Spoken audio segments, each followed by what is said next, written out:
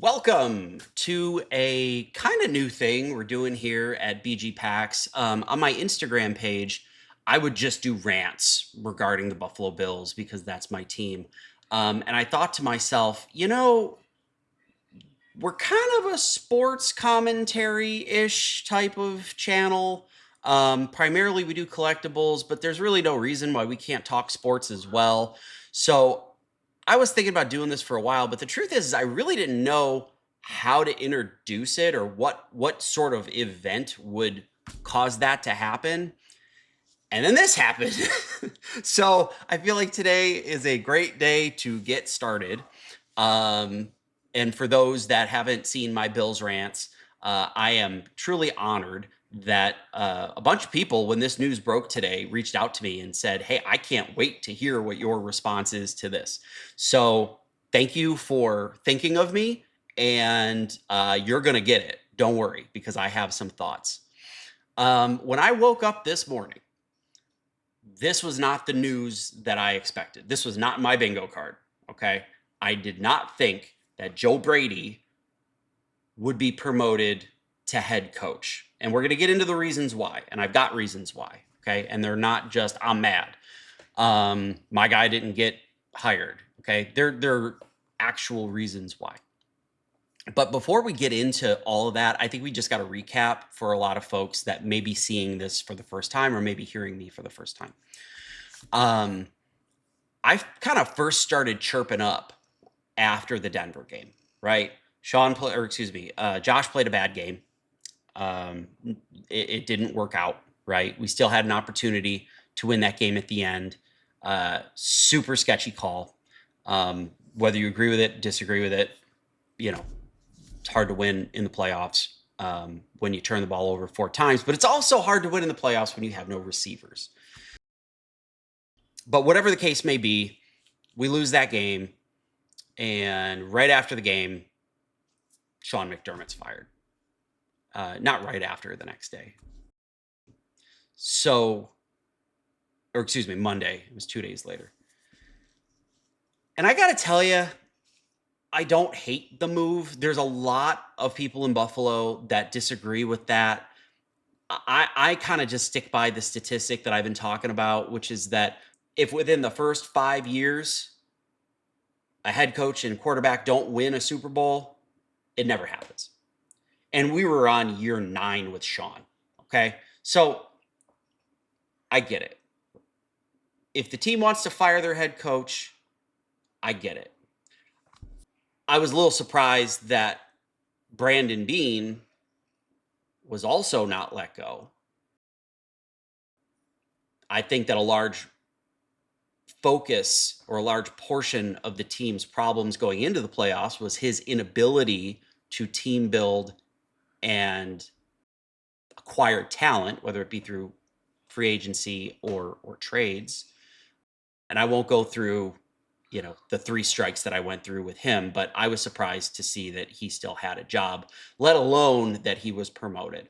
So anyway, team makes an announcement. They say, "Hey, we let go of Sean. Sean McDermott's no longer our coach." And Sean McDermott's a great guy. I think he is a good human. I wish nothing but well for him. I understood yesterday that he decided he was going to take a year off to spend with his family, and I support that. I think he's going to land with another team, and he's going to do great. He might even win a Super Bowl. This just wasn't the right mix for Sean. Okay, that happens. That's the NFL. This is stuff that happens. So the team comes out with this statement, and the statement says, I'm going to read this out. It says, "Sean has done an admirable job of leading our football team for the past 9 seasons, but I feel we are in need of a new structure within our leadership to give this organization the best opportunity to take our team to the next level. We owe that to our players and to Bills Mafia." I want to key in on something because this is critical, okay? It's this language where it says, "But I feel we are in need of a new structure." New structure. Promoting Joe Brady, I don't think is new structure. When they're talking about new structure, they must mean the literal new structure that's being built across the street from Highmark Stadium, the new stadium. That must be the new structure that they're talking about, because this is not new structure. We're going to talk about it in a minute.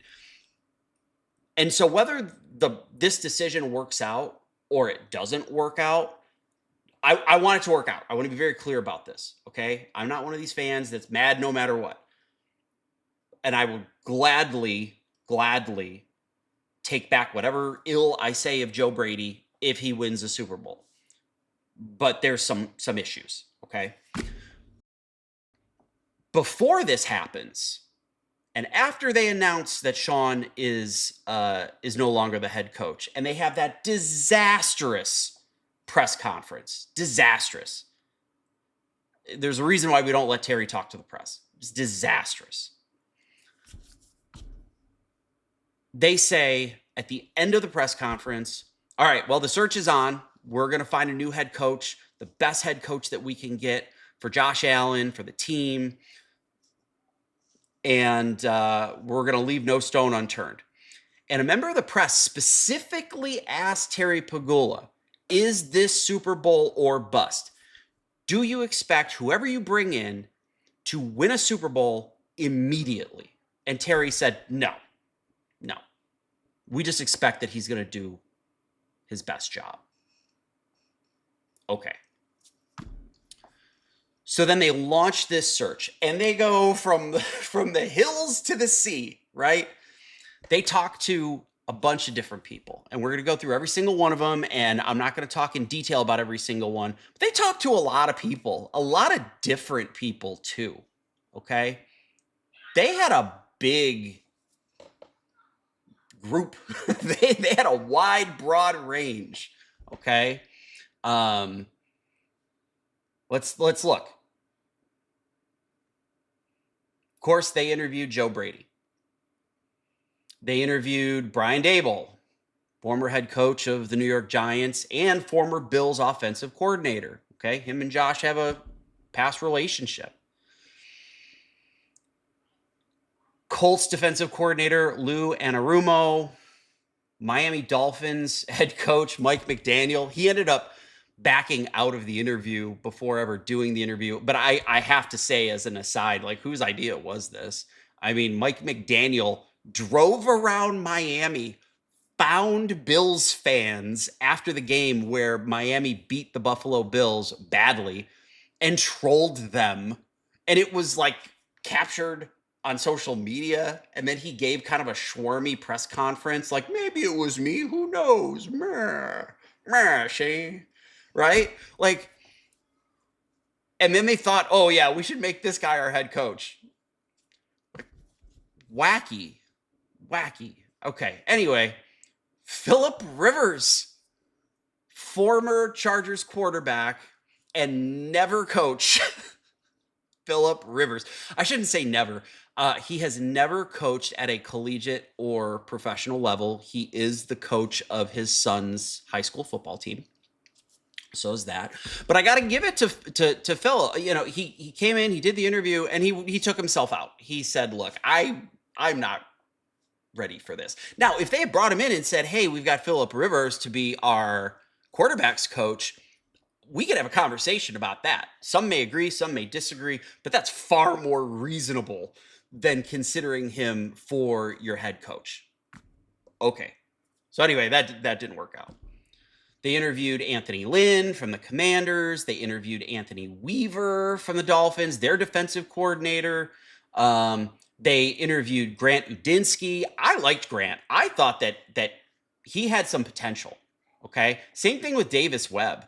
I think that Davis and Udinsky were really front runners, right? I figured because they're both offensive minded.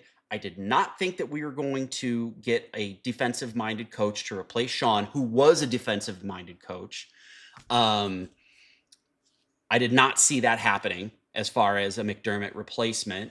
So I thought these two were really kind of like my 1 and 2, and they kind of shifted in my head as to who was 1 and who was 2 as the days went on. But I figured it was going to be one of them. But anyway, they also interviewed Nate Sheelhase.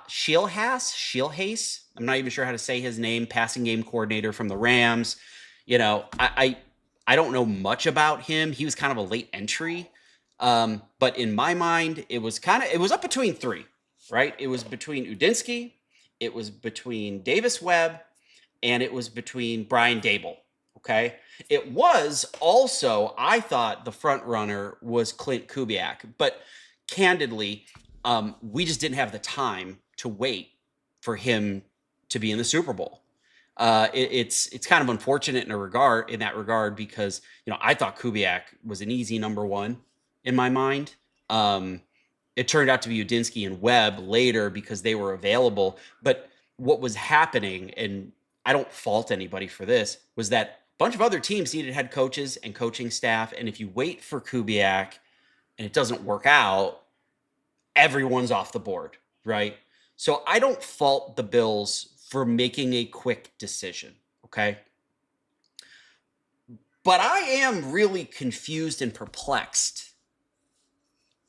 about Joe Brady, okay? And you listen, there's a ton of criticism, right? He loves a bubble screen. We're rushing it up the middle. His play calling is unimaginative, to be kind, right? We do the same thing over and over again. There were a lot of questions really as to his future with the team. Was he even going to be here? Was he going to be fired? And that didn't happen. Instead, they promoted him and they gave him a 5-year contract. And so this is kind of where the rubber meets the road for me, because for me, and this is just my own belief. People can say whatever they want, okay? People can have their own beliefs. But this pick is proof to me that this organization is not being honest with its fans. You can't look me in the face and say that this was not planned for a while, okay? I want to go back to that press conference where Terry Pagula said that he made the decision to fire Coach McDermott after that Denver game. That was the first time he had thought of it. He said he went in the locker room. Everyone was there with their heads down. The players were extremely upset. Josh was extremely upset. And it was in that moment he knew. I don't know that anyone actually believes that. If that's true, that's concerning. That in that moment, you're firing your head coach of 9 years. More likely than not, it was planned, okay? But what's confusing to me is then you go on this, almost like this Lord of the Rings style fellowship journey throughout all the NFL. You turn over all these stones. You talk to Phillip Rivers, okay, from high and from low.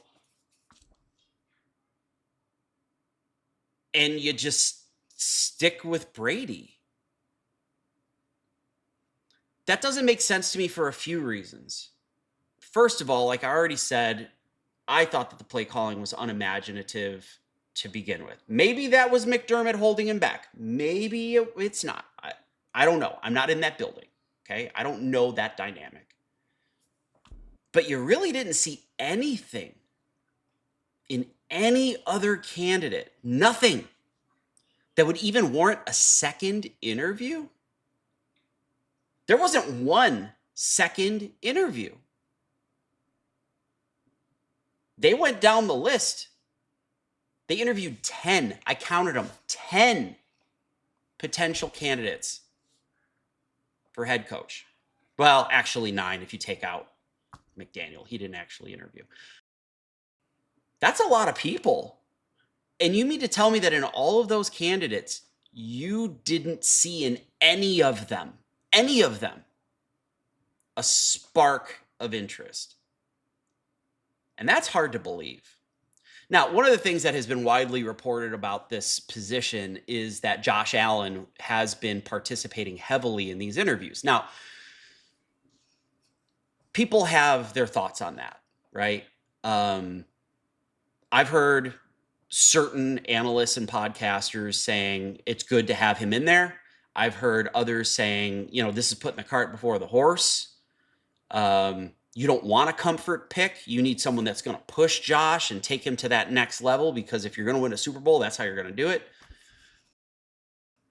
My view is I don't think that Josh Allen should have been conducting interviews. He's the quarterback, right? You don't want to have the person who ultimately is going to be reporting to the head coach, in a way, being the guy that's picking the head coach. But again, you could argue about that. That could go one way or the other. But what I am fearful of, based on what we've seen so far, is that in that press conference,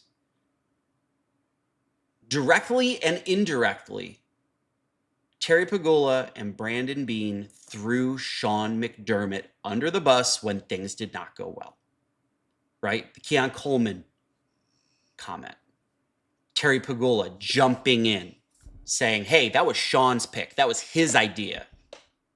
Don't blame us, the owners of the team and the general manager of the team, the general manager whose job it is to get talent, whose job it is to build the team. It's not our fault. It's not his fault. It's Sean's fault, the head coach, why Keon Coleman was the pick. I'll use the word wacky. I've used wacky a few times during this video, and I think it holds up.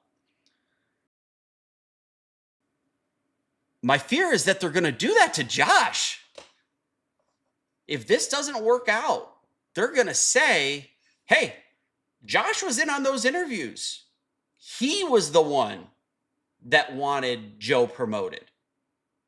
Talk to Josh. Talk to our franchise quarterback. Talk to the only guy that's essentially holding this team together with duct tape and wood glue. Okay? Talk to the guy who's leading the team in who we expect to score passing touchdowns, rushing touchdowns. I'm surprised they don't put him out on special teams. I'm being a little bit facetious here, but Josh Allen is so wildly important to this organization. My fear is that if this doesn't work out, they're going to say, hey, this was the guy that Josh wanted. Talk to Josh. Not our fault. Even though it's our job, even though it's our responsibility, don't blame us. Because that's what they did during the press conference.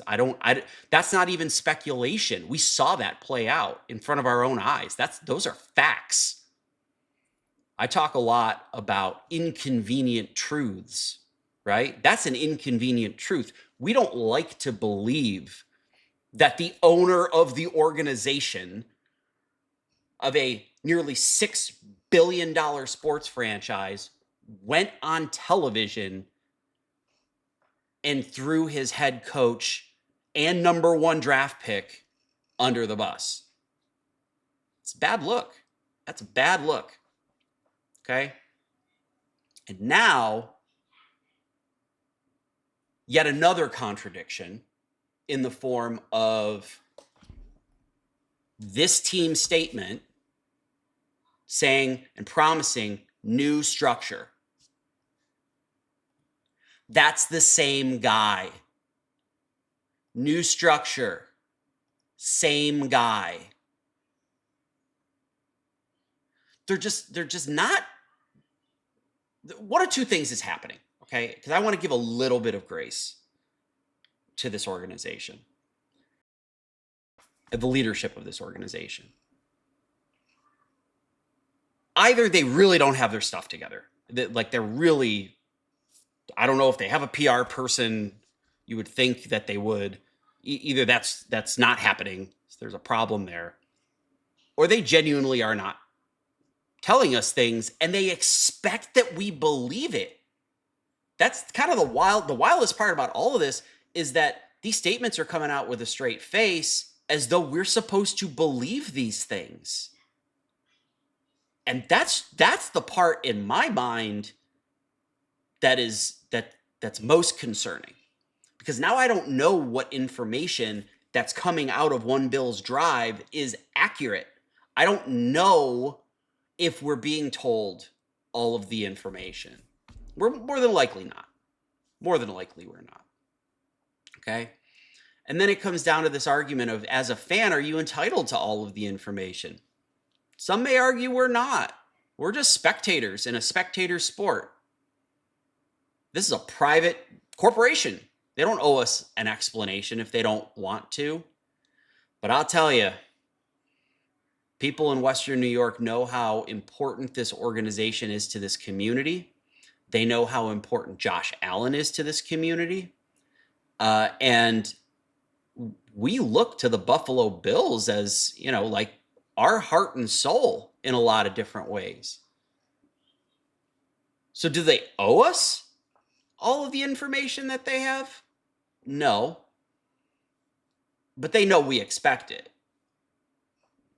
And that's kind of the touchy part. So I am really interested in this next press conference that's coming out on Thursday. Joe Brady is going to address the press. I imagine that the circus of the media will continue. I don't know who's going to be there other than Joe Brady. I would anticipate that Terry Pagula will not. I would be put it this way. I don't think it would be appropriate for Brandon Beane to be a part of that press conference because this is Joe Brady's moment as head coach to take on his role. But I wouldn't be surprised. I wouldn't be surprised if Brandon Beane was a participant in this press conference. And if he is, I think that sends a lot of messages. I think that says, hey, yeah, Joe's the head coach, but he's my guy. And make sure we all get that straight. So we'll see how this goes. But my immediate response is I want this to work out. I did not expect this. I would have thought the team went in a different direction, but I'm not a head coach. I'm not a GM. I don't own a football team. I'm a fan with a webcam and a microphone. I don't know what this is going to look like. Okay. But what I do know, and I'll say this, is that the expectations could not be higher.